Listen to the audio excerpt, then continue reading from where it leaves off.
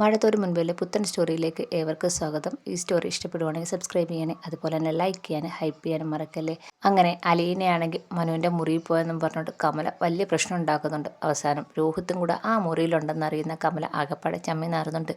അപ്പം രോഹിത്ത് വരുമ്പം എന്താ എൻ്റെ ഇന്ന് കാര്യം തിരക്കുമ്പോൾ മനു പറയാണ് എലിനെയും അലീനയും കൂടെ ഈ മുറിയിൽ നിന്ന് അഭിഹിതത്തിന് പൊക്കിയ അമ്മ, അതാ പൊക്കാനെ അമ്മ വന്ന് നോക്കുമ്പോൾ ഡോറ് അടച്ച് ഞങ്ങൾ രണ്ടും കൂടി ഈ മുറിയിൽ ഇരിക്കുന്നു. അപ്പം രോഹിത് ചോദിക്കുകയാണ് എന്താ ആൻറ്റി എൻ്റെ അമ്മയ്ക്ക് പഠിക്കാമെന്നൊക്കെ ചോദിച്ച് കളിയാക്കുന്നുണ്ട്. ഞാൻ അങ്ങനൊന്നും ചിന്തിച്ചില്ല, ഇവൻ വെറുതെ പറയാടാ എന്ന് പറഞ്ഞുകൊണ്ട് അങ്ങ് പോവുകയാണ്. ആകപ്പാടെ ചമ്മേന്നാറി. അതിനുശേഷം അലീനയാണെങ്കിൽ ആഹാരം എല്ലാം ഉണ്ടാക്കി വെച്ചിട്ട് എല്ലാവരുടെ ആഹാരം കഴിക്കാൻ വരാൻ പറയുന്നുണ്ട്. അങ്ങനെ എല്ലാവരും ആഹാരം കഴിക്കാൻ വരികയാണ്. ആഹാരം കഴിക്കാൻ വരുമ്പോഴത്തേക്ക് അലീന എല്ലാം റെഡിയാക്കി വെക്കുന്നുണ്ട്. ഈ സമയത്താണ് വൈജയും വരുന്നുണ്ട്. വൈജയ്ക്കാണെങ്കിൽ അലീന അവിടെ നിൽക്കുന്നത് ഒട്ടും ഇഷ്ടപ്പെടുന്നില്ല. അപ്പം ആഹാരമൊക്കെ എടുത്ത് വെക്കുന്ന കണ്ടപ്പം ദേഷ്യത്തിൽ ഇങ്ങനെ വൈജ നോക്കുവാണ്. അലീന ഇങ്ങനെ ഒരു വിഷമത്തോടെ നോക്കുന്നുണ്ട്. ഈ സമയത്ത് അതേ മനുവും രോഹിത്തും കമലയും ശിവനും എല്ലാവരും ആഹാരം കഴിക്കാൻ വന്നു. അപ്പം കൃഷ്ണമോള് പറയുന്നുണ്ട് നിങ്ങളൊക്കെ കഴിച്ചോ, ഞാനും ബബ്ദേച്ചിയൊക്കെ പിന്നെ കഴിച്ചോളാം എന്ന് പറയുന്നുണ്ട്. അങ്ങനെ എല്ലാവരും ആഹാരം കഴിക്കാനൊക്കെ ഇരിക്കുകയാണ്. അപ്പം അലീന എല്ലാം വിളമ്പിയൊക്കെ കൊടുക്കുന്നുണ്ട്. എന്നിട്ട് അലീന അങ്ങ് പോകുന്നുണ്ട്. അപ്പം ശിവശങ്കരനാണെങ്കിൽ രോഹിത്തിൻ്റെ അടുത്ത് ചോദിച്ച് നീ ഇന്ന് കോളേജിൽ പോയായിരുന്നല്ലോ, കോളേജിലെ വിശേഷം എന്താ, നിന്നെ തിരിച്ചെടുത്തെന്ന് ഇങ്ങനെ അറിഞ്ഞല്ലോ, ഫാദർ എന്തോ പറഞ്ഞെന്ന് ചോദിക്കുകയാണ്. അപ്പം രോഹിത്ത് പറയുകയാണ് 1 മാസത്തെ സസ്പെൻഷൻ കഴിഞ്ഞിട്ട് തിരിച്ച് കയറാൻ പറഞ്ഞിട്ടുണ്ട്, എക്സാം എഴുതാം, എന്തായാലും ഫാദറിന് അങ്ങനെ ഒരു മനസ്സുണ്ടായത് എൻ്റെ പഠിത്തം മുടങ്ങത്തില്ല എന്ന് രോഹിത്ത് പറയുകയാണ്. അപ്പോൾ ശിവശങ്കരൻ പറയാണ് എന്തായാലും ഇങ്ങനെയൊക്കെ സംഭവിച്ച് ഇനിയൊന്നും ഇതേപോലെ അബദ്ധത്തിലോ എടുത്തുചാട്ടത്തിലോ ചാടാതെ നോക്കണം, അവനവൻ്റെ ജീവിതം നശിച്ചു പോകാതെ നോക്കണം എന്ന് പറയാണ്.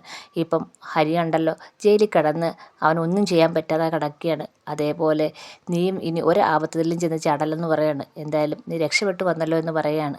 ഇനി സൂക്ഷിക്കണം എന്ന് പറയുകയാണ്. അപ്പോൾ രോഹിത്ത് പറയാണ് ഇനി ഞാൻ ശ്രദ്ധിച്ചോളാം അങ്കിളെ എന്ന് പറയുന്നുണ്ട്. അപ്പോൾ വൈജ പറയുന്നുണ്ട് ഇനി അവനറിയാം അവൻ്റെ കാര്യം എങ്ങനെ നോക്കണമെന്ന്, അവനെ ഒരു പാഠം പഠിച്ചാണല്ലോ ഇനി അവനും അവളുമാരും ഒക്കെ പറയുന്നത് കേട്ട് ഇനി ചെന്ന് ചാടിയാൽ എന്ത് സംഭവിക്കുന്നു അവന് വ്യക്തമായിട്ടറിയാം. അതുകൊണ്ട് ഒരുത്തവനും ഒരുത്തികളും വേറെ പറയുന്നതൊന്നും അവൻ കേൾക്കാൻ നിൽക്കത്തില്ല എന്നും പറഞ്ഞുകൊണ്ട് ഇങ്ങനെ നോക്കുന്നുണ്ട്. ഇത് കേൾക്കുമ്പോഴത്തേക്ക് കമലയ്ക്ക് അങ്ങോട്ട് ഇഷ്ടപ്പെടുന്നില്ല. അപ്പോൾ കമലയാണെങ്കിൽ പെട്ടെന്ന് വൈജയെടുത്ത് ചോദിക്കുന്നുണ്ട് എന്താ വൈജ നീ അങ്ങനെ പറഞ്ഞെന്ന് ചോദിക്കുകയാണ്.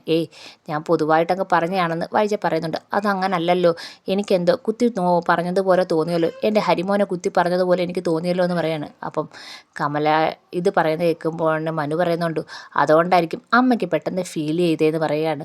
ഹരിയെ പറഞ്ഞതുപോലെ അമ്മയ്ക്ക് തോന്നിക്കണം, അതുകൊണ്ടാണ് അങ്ങനെ പറഞ്ഞിട്ടുണ്ടെങ്കിൽ തന്നെ സത്യമില്ലേ എന്ന് പറയാണ്. ഉടനെ കമലയ്ക്ക് ഭയങ്കര ദേഷ്യം വരുന്നുണ്ട്. എല്ലാവർക്കും എൻ്റെ മോനെ കുറ്റം പറയാൻ എന്തിനും മിടുക്കുക, കൂട്ടത്തോടെ ഇരുന്ന് ഒരുമിച്ച് കുറ്റം പറയുന്നത്, ഇതിലെല്ലാം പങ്കാളിയായിട്ട് ബാക്കിയുള്ളവരെല്ലാം നല്ലത്, എൻ്റെ മോൻ മാത്രം കുറ്റക്കാരൻ. അപ്പോഴത്തേക്ക് കമല ചാടി അങ്ങ് നിൽക്കുകയാണ് ആഹാരത്തിൻ്റെ മുന്നിൽ നിന്ന്. എന്താ അമ്മ ആഹാരം കഴിക്കുന്നില്ലേ എന്ന് ചോദിക്കുകയാണ് മനു.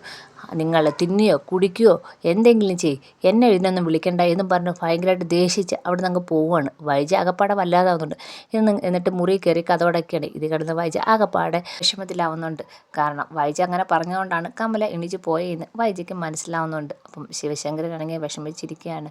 അപ്പം മനു പറയാണ് അച്ഛൻ വിഷമിക്കേണ്ട, അച്ഛൻ ആഹാരം കഴിക്കുക, അമ്മയുടെ സ്വഭാവം അറിയാലോ, അമ്മയ്ക്ക് എപ്പോഴും ഹരിയുടെ കാര്യം പറയാനേ സമയമുള്ളൂ, എപ്പോഴും ഹരി എന്ത് തെറ്റ് ചെയ്താലും ഹരിയുടെ വശം പറഞ്ഞ് ഇരിക്കണമല്ലോ. അപ്പം ശിവശങ്കരൻ പറയാണ് ആഹാരത്തിൻ്റെ മുന്നിൽ വന്നിരുന്നാൽ ഒരു സമാധാനം ഇല്ലല്ലോടാ മോനെ എന്ന് പറയുകയാണ്.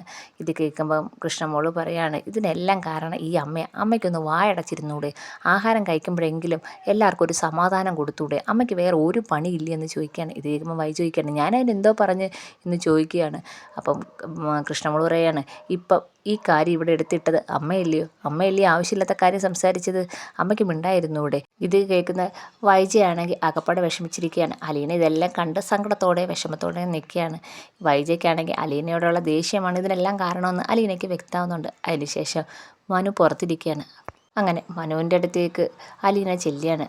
അപ്പം മനുവേട്ട എനിക്കൊരു കാര്യം പറയാനുണ്ടെന്ന് പറയാണ്. അപ്പം മനു ചോദിക്കുകയാണ് എന്താ കാര്യം, എന്തോ പ്രധാനപ്പെട്ട കാര്യമാണല്ലോ, അതുകൊണ്ടാണല്ലോ എന്നോട് ഒറ്റയ്ക്ക് സംസാരിക്കണമെന്ന് വെച്ച് ഇങ്ങോട്ട് വന്നതെന്ന് ചോദിക്കുകയാണ്. ഒരു പ്രധാനപ്പെട്ട കാര്യം തന്നെയാണ് മനുവേട്ട, ഇപ്പം ഈ ഉണ്ടാകുന്ന പ്രശ്നത്തിലെ കാരണം ഞാനല്ലേ, അപ്പം ഞാനല്ലേ ഈ പ്രശ്നത്തിനെല്ലാം കാരണക്കാരി എന്ന് ചോദിക്കുകയാണ്. അപ്പം മനു പറയാണ്, അതാര് പറഞ്ഞ്?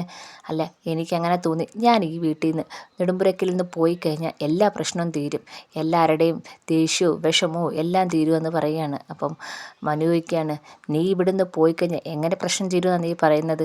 അപ്പം അലീന പറയാണ്, ഞാൻ ഇവിടുന്ന് പോയി കഴിഞ്ഞാൽ മാഡം തിരിച്ചു വരും, പിന്നെ അച്ഛനും മാഡവും എല്ലാവരുമായിട്ട് സുഖമായിട്ട് ജീവിക്കും, മാഡം ഇങ്ങനെ ഇടയ്ക്കിടയ്ക്ക് ഇറങ്ങി പോകത്തില്ല എന്ന് പറയുകയാണ്.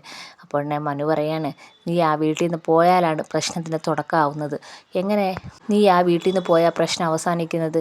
അതോടെ ബാലചന്ദ്രൻ അങ്കിളിൻ്റെ സ്വഭാവം മാറും, സത്യങ്ങളെല്ലാം എല്ലാം അറിയും. ഇപ്പോൾ ഉള്ള വൈജയന്തി ആയിരിക്കത്തില്ല സത്യങ്ങൾ അറിഞ്ഞാലുള്ള എന്തൊക്കെ ഉണ്ടാവുമെന്ന് ആർക്കും ചിന്തിക്കാൻ പോലും പറ്റത്തില്ല എന്ന് മനു പറയാണ്. അപ്പോൾ അലീന പറയാണ്, അതൊക്കെ പിന്നത്തെ കാര്യമല്ലേ, ഇപ്പം ഉള്ള പ്രശ്നം ഞാൻ അവിടെ നിൽക്കുന്നതാണ്, ഞാൻ അവിടുന്ന് പോയാൽ എല്ലാ പ്രശ്നവും തീരുമെന്ന് പറയാണ്. അപ്പം മനു പറയാണ്, നീ വിചാരിക്കുന്ന പോലൊന്നുമല്ല കാര്യം, പ്രശ്നങ്ങൾ കൂടുതൽ സങ്കീർണമാവത്തുള്ളൂ പറയാണ്. അപ്പോൾ അലീന പറയാണ്, എനിക്ക് എങ്ങനെയെങ്കിലും അവിടുന്ന് ഇപ്പം പോയാൽ മതിയെന്ന് അലീന പറയാണ്. ഞാൻ പോയി കഴിഞ്ഞാൽ പ്രശ്നം തീരുന്നെങ്കിൽ തീരട്ടെ മനുവേട്ടാന്ന് പറയാണ്. അപ്പോൾ മനു ചോദിക്കുകയാണ്, നീ അവിടുന്ന് ഇറങ്ങി എങ്ങോട്ട് പോകണമെന്നാണ് വിചാരിക്കുന്നതെന്ന് ചോദിക്കുകയാണ്.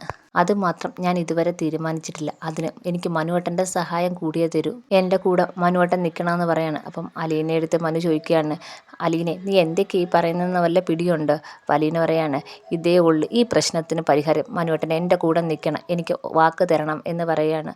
അപ്പം മനു ഇങ്ങനെ വിഷമിച്ചിങ്ങനെ ഇരിക്കുകയാണ്.